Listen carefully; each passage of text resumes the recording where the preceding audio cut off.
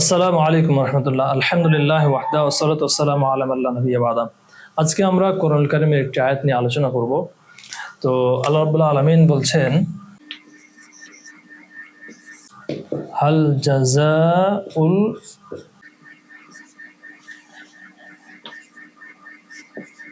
হাল জাযাউল ইহসানি ইল্লাল ইহসান। হাল জাযাউল ইহসান ইল্লাল ইহসান। তো এখানে যে হাল, তো আমরা তো জানি যে হাল এটা প্রশ্নবোধক শব্দ। হাল অর্থ কি?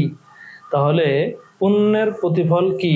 ইল্লাল ইহসান, পুণ্য, পুণ্য ছাড়া, পুণ্য বা নেক, ইহসান সদাচরণ। তো নেক ছাড়া, নেক ছাড়া নেকের প্রতিদান কি, এরকম অর্থ হয়। তো যদি হাল তার হাকিকি অর্থে ধরে, মানে হাল এটা যদি তার আসল যে অর্থ সে অর্থে যদি ধরি তাহলে এটা অর্থ হয়। কিন্তু এখানে হালটি তার আসল অর্থে ব্যবহার হয়নি, এখানে হালটা নাফি অর্থে ব্যবহার হয়েছে।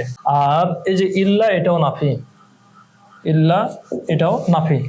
তো আমরা যদি অর্থ করি তো তাহলে অর্থ এই যে নাফি আর নাফি এই দুইটা মিলে ইসবাত, মানে না বোধক না বোধকে হা বোধক হয়ে যায়। এটা হলো আরবির একটা উসুল যে নাফি নাফি ইসবাত হয়ে যায়।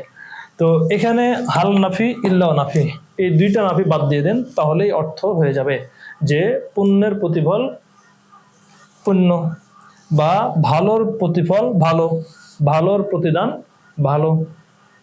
তাহলে এই যে এখানে হাল, আমাদের আজকের আলোচনার বিষয় হলো যেখানে হাল এটা তার হাকিকি অর্থ ব্যবহার হচ্ছে না, এটা তার মাজাজি অর্থ।